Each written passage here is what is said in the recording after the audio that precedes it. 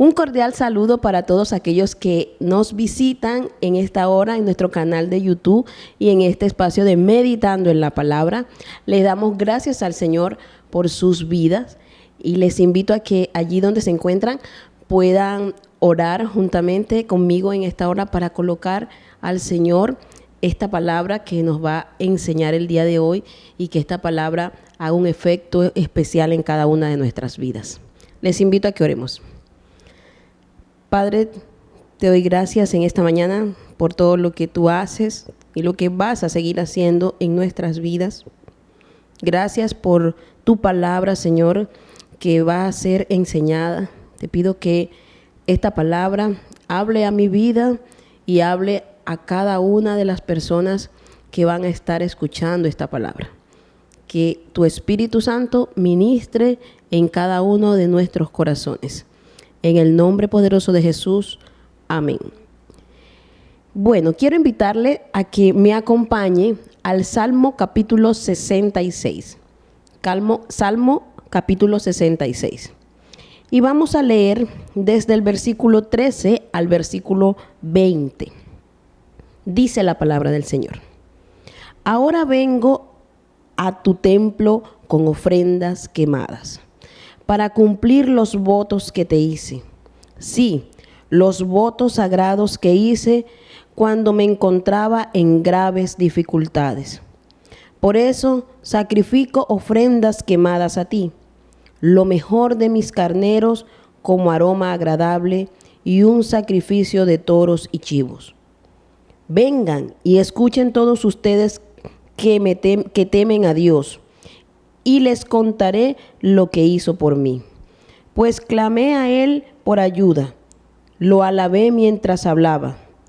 Si no hubiera confesado el pecado de mi corazón, mi Señor no me habría escuchado. Pero Dios escuchó, Él prestó oído a mi oración. Alaben a Dios, quien no pasó por alto mi oración, ni me quitó su amor inagotable. Amén. Este salmo no tiene un escritor específico, su escritor es anónimo. Pero lo que sí deja claro el salmista es un corazón que adora de una manera desbordada al Señor. Un corazón que lo adora y lo alaba por todas esas obras portentosas que Dios ha hecho y por la grandeza de ese Dios todopoderoso. Por un corazón de adoración que Él quiere presentar delante de Dios en ofrenda delante de Él. Y Él hace una acción de gracia de lo general a lo personal. El salmo completo, el salmo capítulo 66 completo, está dividido en dos secciones. La primera sección habla de un himno de alabanza que va del versículo 1 al versículo 12. Y es donde el salmista pide a toda la tierra que alabe al Señor por sus obras portentuosas. Pero al mismo tiempo hace una descripción de cuáles fueron esas obras por las cuales deben de irrumpir en alabanza y adoración. Este salmista está llevándonos de una adoración universal donde se reconoce la soberanía de Dios en toda la tierra, a una adoración nacional recordando los hechos poderosos de Dios con su pueblo, y termina en una adoración personal. Y así he titulado la reflexión del día de hoy, una adoración personal, que va del versículo 13 al versículo 20 y es la segunda sección de este salmo, donde profundizaremos un poco más en la palabra. Una adoración personal. Eso es lo que está haciendo este salmista. Y lo primero que él hace es que él va delante del Señor agradecido a presentar la ofrenda prometida. Note que el versículo 13 comienza diciendo: vengo a tu templo con ofrendas quemadas para cumplir los votos que te hice. los votos que él le había prometido al Señor. Lo que él le había prometido al Señor en algún momento, él ahora le está diciendo, vengo, Señor, a cumplirte esa promesa. Y él lleva esa promesa al templo, delante del pueblo. El pueblo mismo es testigo de que él está cumpliendo la promesa que le hizo al Señor. Notemos que esa promesa que él hace al Señor dice que es sagrada. El versículo 14, en esta versión, que es la Nueva Traducción Viviente, hace énfasis, sí, los votos sagrados que hice cuando me encontraba en graves dificultades. Las promesas que hacemos nosotros al Señor son sagradas. Eclesiastés capítulo 5, versículo 4 dice, cuando le hagan una promesa a Dios, no tarden en cumplirla, porque Dios no le agradan los necios. Cumple todas las promesas que le hagas. Y me llama la atención que en la versión Reina Valera, el mismo versículo 14, dice, la promesa que pronunciaron mis labios y habló mi boca. O sea, Dios no pidió que le prometiera nada. Fue una decisión personal de él decidir prometerle al Señor algo, la ofrenda que le había prometido. Entonces, cuando el Señor responde, no es por la promesa que le haya hecho. Dios responde por su soberanía a cada uno de nosotros, no por las promesas que nosotros le hagamos. Pero cuando nosotros tomamos la decisión de hacerle una promesa a Dios, somos responsables delante de Dios de cumplir esa promesa, porque fue nuestra decisión. Y este hombre está cumpliendo esa promesa al Señor. Está llevando al Señor, al templo del Señor, lo que él le había prometido en ese momento, la ofrenda quemada delante del Señor. Pero la pregunta para nosotros hoy día sería, ¿cuántas promesas hemos hecho nosotros a Dios? ¿Y cuántas promesas hemos cumplido a Dios? Porque si nosotros hacemos promesas, debemos cumplirlas. Y notemos que la palabra enfatiza que las promesas del Señor son sagradas. ¿Qué ha prometido usted al Señor? Tal vez ha pedido a Dios que le dé un empleo, y cuando ya el Señor le da el empleo y usted en ese momento le prometió al Señor que sí, que ahora sí se iba a congregar, que iba a estar más al servicio del Señor, y cuando ya tuvo el empleo se le olvidó la promesa, o estaba muy cansado y salía muy cansado del trabajo y ya no podía venir a la congregación, o ya no podía servir al Señor, o digamos que le hicimos promesas de otro tipo.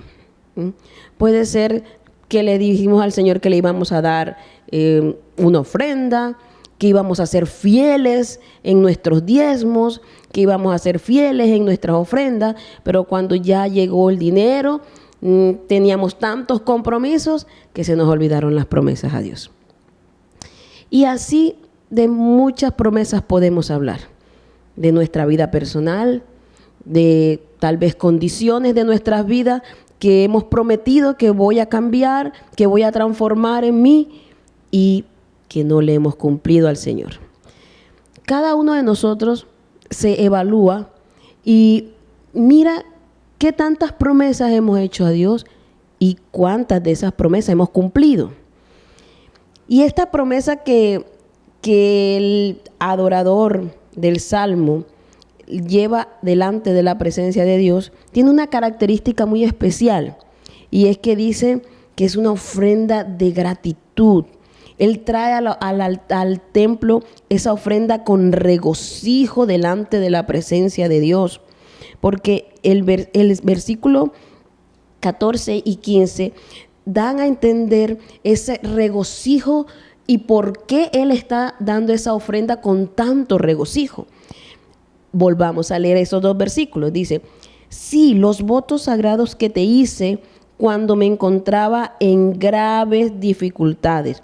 Por eso sacrifico ofrenda quemada a ti. lo mejor. Por eso, o sea, porque Él recuerda que cuando Él estaba en esas grandes dificultades, Dios intervino en su vida. Dios lo sacó de allí, de esa circunstancia, y lo trajo a lugares de pastos a descansar. Lo llevó a lo alto, lo sacó en victoria. Él, al recordar lo que Dios ha hecho, ¿sí?, y al recordar que Él había hecho promesas a Dios, por eso Él trae esa ofrenda con acción de gracia, con gratitud, complacido delante de la presencia del Señor por todo lo que Dios ha hecho. Y eso nos lleva a nosotros a pensar cómo traemos las ofrendas. Y recuerde que no estoy hablando solamente de ofrendas monetarias. Estoy hablando de mi vida, estoy hablando de lo que yo le he prometido al Señor. ¿Qué le ha prometido cada uno de ustedes al Señor? Y cada una de esas promesas son esa ofrenda que usted va a llevar delante de Dios. Entonces la pregunta es, ¿cómo las traemos? ¿Cómo presentamos esas ofrendas ante el Señor? Porque la condición del corazón es un papel fundamental allí. Y este hombre tiene un corazón agradecido. Nunca demos al Señor nada por obligación. Ay, es que tengo que ir a la iglesia porque yo le prometí a Dios que iba a ir, pero no quiero ir. No, yo voy a dar los diezmos más porque me toca. No, voy a aprender a tratar a esta persona porque pero no es que me nazca del corazón. No, nosotros tenemos que hacer esas ofrendas y traer cada una de las promesas y ofrendas que hemos prometido al Señor con acción de gracias, con gratitud al Padre, para que sean aceptas delante de Él. Dice 2 Corintios 9, del 6 al 7, cada uno debe dar según lo que haya decidido en su corazón, no de mala gana ni por obligación, porque Dios ama al que da con alegría. Y eso es una característica muy, pero muy importante, indispensable en cada una de las ofrendas y cada una de las promesas que nosotros le hayamos hecho a Dios. En segundo lugar, una adoración personal da testimonio de lo que Dios ha hecho. Y eso es lo que hace este hombre. Da testimonio de lo que Dios ha hecho en su vida. Dice el versículo 16, vengan y escuchen todos ustedes que temen a Dios y les contaré lo que hizo por mí. Vemos que este hombre empieza a dar testimonio de lo que Dios ha hecho. Al parecer, ellos venían de librar una batalla muy fuerte y Dios les había dado la victoria en esa batalla. Y él lo que describe es cómo en medio de los procesos más difíciles de esa batalla, él estuvo allí clamando al Señor y el Señor respondió y él hizo promesas y le trae respuesta, le trae esas promesas ahora al Señor, pero ahora da testimonio, habla de lo que Dios ha hecho. Y la primera audiencia que habla es a la iglesia, es a sus hermanos, porque él dice claramente, vengan y escuchen todos ustedes que temen a Dios. Y nosotros, a los primeros que debemos dar ese testimonio de vida de lo que Dios ha hecho, es a la iglesia. Porque es una forma de adoración, es una forma de exaltación al Rey de Reyes, es una forma de edificar el cuerpo de Cristo, exaltando el nombre del Señor por las respuestas, por la obra poderosa que ha hecho en nuestras vidas. Y también debemos de dar testimonio a aquellos que no conocen del Señor. Y eso es una forma de evangelismo. Hablar a los demás de lo que Dios ha hecho en mi vida es la mejor forma de evangelizar. El material de nuevo inicio, que es el material de discipulado que trabajamos en nuestra congregación, nos habla de que cuando vamos a compartir a una persona, podemos contar nuestra historia, ¿ya?, de lo que Dios ha hecho con nosotros, y que nadie es autoridad más que nosotros mismos en nuestra historia. Y cuando usted empieza a hablarle a alguien de lo que Dios ha hecho en su vida, inmediatamente tiene la atención de esa persona. Y cuando tenemos la atención, podemos hablarle del amor inagotable de Cristo, de lo que Dios ha hecho en mi vida y que pueda hacer en cualquier persona, después que disponga su corazón para el Señor, después que abra su corazón para que el Señor venga y haga morada en su vida y transforme su vida. Así Dios también obra en la vida de los demás. Dice el Salmo 71:15, a todos les hablaré de tu justicia, todo el día proclamaré tu poder salvador, aunque no tenga facilidad de palabras. O sea que no tengo excusa. No debo decir, es que yo no sé evangelizar, es que yo no me sé la Biblia, es que no tengo estudios. No tengo excusa. Lo único que tengo que hacer es hablar de lo que Dios ha hecho en mi vida, de las obras de Dios en mí. ¿Dónde estaría hoy si Dios no hubiese llegado a mi vida? ¿Qué sería de mi vida? Y a lo que otras personas que debemos dar testimonio es a nosotros mismos. Porque el versículo 17 nos dice, pues clamé a Él por ayuda, lo alabé mientras hablaba. Exaltamos al Señor por lo que Él ha hecho en nuestras vidas en otras ocasiones. Engrandecemos el nombre de Dios.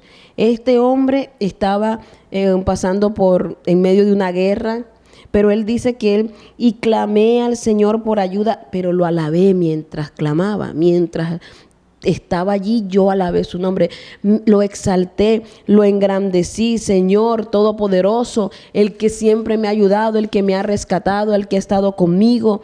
Uno recuerda las obras poderosas de Dios y eso nos ayuda a fortalecernos en fe, a seguir adelante, porque muchas veces en la vida vamos a tener momentos difíciles, muy difíciles. Vamos a estar golpeados por la vida, abatidos por muchas circunstancias. Y es en esos momentos cuando nosotros debemos darnos un autotestimonio. Debemos hablarnos a nosotros mismos de lo que Dios ha hecho, recordar esas obras que Dios ha hecho en otras ocasiones en mi vida.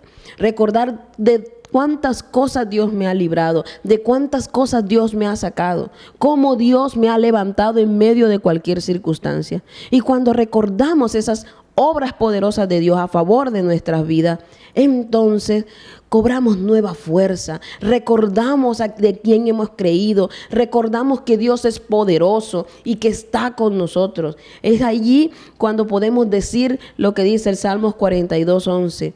¿Por qué te abates, oh alma mía? ¿Y por qué te turbas dentro de mí?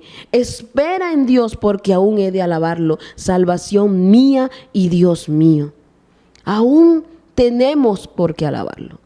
Y esas palabras y ese recordar de quién es nuestro Dios nos fortalece y nos ayuda a seguir adelante. Y este hombre, en medio de toda esta vida, de toda esta adoración que está haciendo al Señor por lo que Dios ha hecho, autorreflexiona y adora. Miremos lo que dice el versículo 18 al 20. Si no hubiera confesado el pecado de mi corazón, mi Señor no me habría escuchado. Pero Dios escuchó, Él prestó oído a mi oración. Alaben a Dios, quien no pasó por alto mi oración, ni me quitó su amor inagotable. Vemos que este hombre dice, si no hubiese confesado el pecado de mi corazón, Dios no me hubiese escuchado. Y hay dos tipos de confesiones. La confesión para salvación, que es para usted, amigo que me escucha en esta mañana, que tal vez nunca haya recibido a Cristo, que sea la primera vez que escuche un mensaje o que el Señor esté hablando de una manera directa a su vida el día de hoy. Bueno, esa confesión para salvación es cuando yo reconozco que soy pecador, cuando reconozco que necesito a Cristo en mi vida por el perdón de mis pecados, para que limpie y lave mis pecados y para poder tener una comunión con Dios. Entonces me arrepiento de mis pecados, le pido al Señor que venga a habitar en mi corazón, y esa confesión es una confesión para salvación de mi alma y para vida eterna. Pero hay otro tipo de confesión, y es la confesión de arrepentimiento continuo de nuestra condición pecaminosa. Y esa es la que se refiere el salmista. Porque cuando nosotros estamos en Cristo Jesús, cuando ya hemos recibido al Señor, cuando ya hemos confesado para salvación, nosotros diariamente tenemos que seguir confesando y pidiendo perdón al Señor por nuestros pecados, porque seguimos viviendo en una condición pecaminosa. Pero eso es lo que el salmista deja claro. Él dice en el versículo 18, si no hubiese confesado el pecado de mi corazón, mi Señor no me hubiese escuchado.